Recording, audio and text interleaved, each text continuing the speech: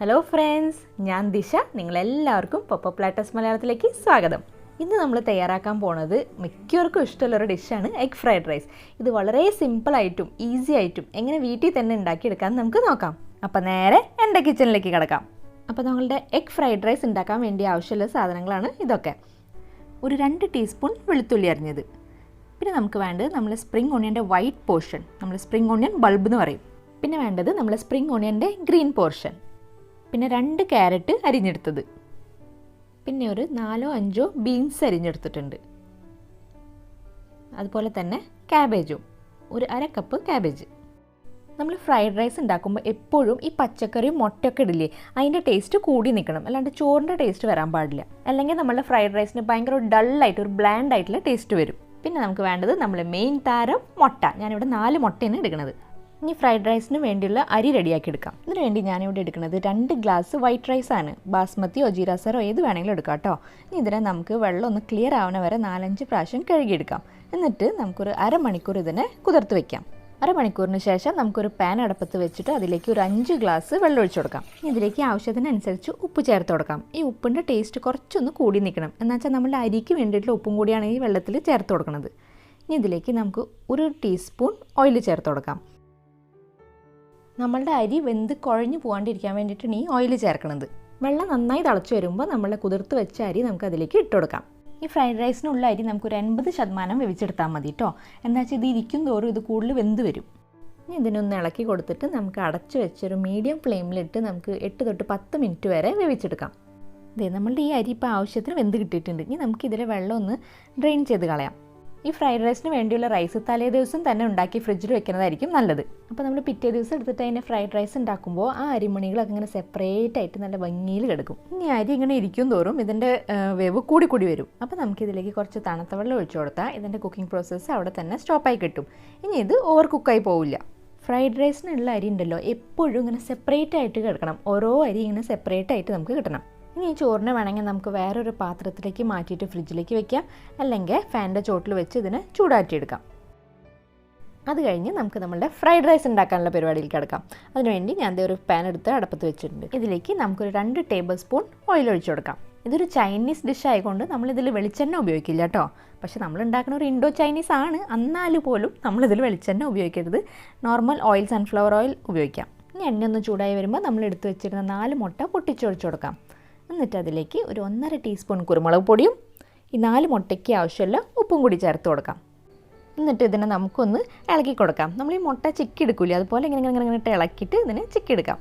മുട്ട വെന്തതിന് ശേഷം നമുക്കതിനെ വേറെ പ്ലേറ്റിലേക്ക് മാറ്റി വയ്ക്കാം. ഇനി ആ സെയിം പാനിൽ തന്നെ നമുക്ക് 2 ടേബിൾ സ്പൂൺ ഓയിൽ ഒഴിച്ചു കൊടുക്കാം. എണ്ണ ചൂടായി വരുമ്പോൾ നമുക്ക് നമ്മളുടെ അരിഞ്ഞു വെച്ച വെളുത്തുള്ളി ചേർത്ത് കൊടുക്കാം. എന്നിട്ട് വെളുത്തുള്ളിയുടെ പച്ചമണം മാറുന്ന വരെ ഒന്ന് വരട്ടി കൊടുക്കാം. ഇനി ഇതിലേക്ക് നമ്മളുടെ സ്പ്രിംഗ് ഓണിയൻ്റെ ബൾബ് ചേർത്ത് കൊടുക്കാം. നമ്മൾ വൈറ്റ് പോർഷൻ ഉണ്ടല്ലോ സ്പ്രിംഗ് ഓണിയൻ്റെ, അത് അരിഞ്ഞിട്ട് ചേർത്ത് കൊടുക്കാം. ഇനി ഇതിലേക്ക് നമ്മളുടെ അരിഞ്ഞു വെച്ച ബീൻസ് ചേർത്ത് കൊടുക്കാം. അതിൻ്റെ കൂടെ തന്നെ അരിഞ്ഞു വെച്ച ക്യാരറ്റും കൂടി ഇട്ട് കൊടുക്കാം. ഈ ചൈനീസ് ഡിഷൊക്കെ ഹൈ ഫ്ലെയിമിലിട്ട് ഉണ്ടാക്കാം. എന്താ വെച്ചാൽ നമ്മൾ ഈ പച്ചക്കറി വെവും വേണം, എന്നാൽ അതിൻ്റെ ക്രിസ്പിനെസ്സും പോകരുത്. അതുകൊണ്ട് തന്നെ നമ്മളുടെ ഈ പച്ചക്കറികളൊന്നും കൂടുതൽ നേരിട്ട് വേവിക്കരുത്. ഇനി നമ്മളുടെ ക്യാബേജും കൂടി ഇതിൽ ചേർത്ത് കൊടുക്കാം. ഈ എല്ലാ പച്ചക്കറിയും നമുക്കൊന്ന് ഹൈ ഫ്ലെയിമിലിട്ടൊന്ന് കുക്ക് ചെയ്തെടുക്കാം. അടച്ച് വെച്ച് കുക്ക് ചെയ്യണമെന്നില്ല കേട്ടോ. എന്താ വെച്ചാൽ അടച്ച് വെച്ച് കുക്ക് ചെയ്താൽ നമ്മുടെ ബീൻസും ക്യാരറ്റിൻ്റെ ഒക്കെ കളറ് മാറിപ്പോകാൻ സാധ്യതയുണ്ട്. അതുകൊണ്ട് ഹൈ ഫ്ലെയിമിലിട്ട് ഇതിനൊന്ന് ഇളക്കി കൊടുത്താൽ മതി.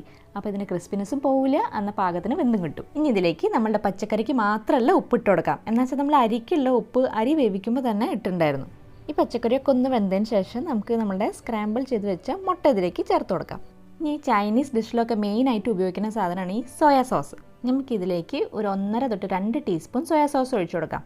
ഈ സോയാ സോസ് ഒഴിക്കുമ്പോൾ സൂക്ഷിച്ച് ഒഴിക്കണം കേട്ടോ. എന്താ വെച്ചാൽ സോയാ സോസിൻ്റെ അളവിനനുസരിച്ച് നമ്മളുടെ ഫ്രൈഡ് റൈസിൻ്റെ കളറും മാറും. ഇനി ഇതിലേക്ക് 1 ടേബിൾ സ്പൂൺ ചില്ലി സോസോ അല്ലെങ്കിൽ ടൊമാറ്റോ സോസോ ഒഴിച്ചു കൊടുക്കാം. ഈ സോസ് ഇതിൽ ചേർക്കുന്നത് ഓപ്ഷണലാണ് കേട്ടോ. എന്ന് വെച്ചാൽ നമ്മൾ റെസ്റ്റോറൻറ്റിലൊക്കെ പോകുമ്പോൾ കണ്ടിട്ടില്ലേ, അവർ ഈ ഗ്രീൻ സോസും റെഡ് സോസും സോയാ സോസും ഒക്കെ അവർ സൈഡായിട്ട് ഇങ്ങനെ വെച്ച് തരും. അപ്പോൾ ആവശ്യമുള്ളവർ ഒഴിച്ചാൽ മതി.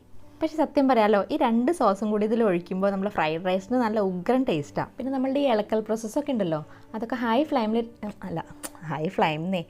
ഫ്ലെയിമിലിട്ട് ചെയ്തോളൂ കേട്ടോ. ഇതിലേക്ക് നമ്മളുടെ വെവിച്ച് വെച്ച റൈസ് ഇട്ട് കൊടുക്കാം. നോക്കി എന്തും ഭംഗിயாக കാണാൻ, നല്ല സെപ്പറേറ്റ് ആയിട്ട് നല്ല വൈറ്റ് കളർ റൈസ്. ആദ്യം നമുക്ക് കുറച്ച് ഇട്ട് കൊടുത്താൽ മതി കേട്ടോ ഇതിലേക്ക്. എന്നിട്ട് എല്ലാം കൂടി മിക്സ് ആക്കിയതിന് ശേഷം മാത്രം ആവശ്യമുണ്ടെങ്കിൽ നമുക്ക് ബാക്കിയുള്ള റൈസും കൂടി ഇട്ട് കൊടുക്കാം. പിന്നെ ഒരു കാര്യം കൂടി, നമ്മൾ ഈ റൈസ് പൊട്ടിപ്പോവാതിരിക്കാൻ വേണ്ടിയിട്ട് നമുക്ക് സ്റ്റീൽ സ്പൂൺ ഉപയോഗിക്കരുത് കേട്ടോ. ഇങ്ങനത്തെ ഇതുപോലത്തെ വുഡൻ സ്പാച്ചുല ഉപയോഗിച്ചാൽ മതി. ഇനി ഈ മിക്സിങ്ങിലാണ് നമ്മുടെ ഫ്രൈഡ് റൈസിൻ്റെ പെർഫെക്ഷൻ ഇരിക്കുന്നത് കേട്ടോ. ഈ ഓരോ റൈസ് ഉണ്ടല്ലോ അതിൽ നമ്മളുടെ ഈ മസാല അല്ലല്ലോ, ഈ സോസും പച്ചക്കറിയൊക്കെ നന്നായിട്ട് മിക്സ് ആവണം. ഇനി നമ്മളുടെ മിക്സിങ് കഴിഞ്ഞ് വരുമ്പോൾ ഒറ്റ വറ്റും വൈറ്റായിട്ട് കാണരുത്. ഓഫ്, കറക്റ്റായി പറഞ്ഞു. ഞാൻ കുറേ നേരമായിട്ടോ ഈ ഒറ്റ വറ്റ് വൈറ്റ് ഒന്ന് പറഞ്ഞു നോക്കാൻ ശ്രമിക്കുന്നത്, ഒരു ടങ് ട്വിസ്റ്റർ പോലെ. ഇനി ഇതിലേക്ക് 1 ടീസ്പൂൺ കുരുമുളക് പൊടി ചേർത്ത് കൊടുക്കാം. ഈ കുരുമുളക് പൊടി കൂടുതൽ ചേർക്കരുത് കേട്ടോ, എന്നാൽ നമ്മൾ ചോറിൻ്റെ കളർ മാറിപ്പോവും.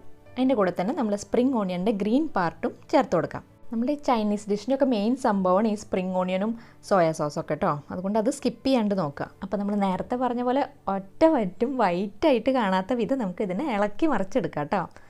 അപ്പോൾ അതെ, ഞാൻ ഇളക്കി മറിച്ചത് ഈ പരുവത്തിലാക്കി വെച്ചിട്ടുണ്ട്. പതുക്കെ സ്നേഹത്തോടെ ഇളക്കാട്ടോ, കുത്തി മറിക്കരുത് ഇതിനെ, അല്ലെങ്കിൽ നിങ്ങൾക്ക് ഈ പാത്രം പിടിച്ചങ്ങോട്ട് ടോസ് ചെയ്യാൻ അറിയാമെങ്കിൽ അതായാലും ചെയ്താൽ മതി. അപ്പോൾ നമ്മൾ എഗ് ഫ്രൈഡ് റൈസ് ഇവിടെ റെഡി. നിങ്ങൾ ചില്ലി ചിക്കൻ റെഡി ആക്കിയിട്ടുണ്ടല്ലോ അല്ലേ? ഞാൻ എൻ്റെ റെസിപ്പി കുറച്ച് ദിവസം മുമ്പ് ഇട്ടിട്ടുണ്ടായിരുന്നു കേട്ടോ. അപ്പോൾ നിങ്ങൾ കണ്ടിട്ടില്ലെങ്കിൽ പ്ലീസ് പോയി കാണാം. ഞാൻ എൻ്റെ ലിങ്ക് വീഡിയോയുടെ എൻഡിലും താഴെ ഡിസ്ക്രിപ്ഷൻ ബോക്സിലും കൊടുത്തേക്കാം. അപ്പോൾ പെട്ടെന്ന് പോയിട്ട് ചില്ലി ചിക്കനും റെഡി ആക്കിക്കോളൂ. അപ്പോൾ ഈ 2 റെസിപ്പീസും നിങ്ങൾ പോയി ഉണ്ടാക്കുക. എന്നിട്ട് ലഞ്ച് കഴിച്ചതിന് ശേഷം എന്നോട് വന്ന് പറയണം കേട്ടോ എങ്ങനെ ഉണ്ടായിരുന്നു എന്ന്. അല്ലാണ്ട് വയറ് നിറഞ്ഞ് പോയി കിടന്ന് ഉറങ്ങി കളയരുത്. അപ്പോൾ വീഡിയോ ഇഷ്ടമായിട്ടുണ്ടെങ്കിൽ ലൈക്കും ഷെയറും കമൻറ്റും സബ്സ്ക്രൈബും ചെയ്യാൻ മറക്കരുത് കേട്ടോ.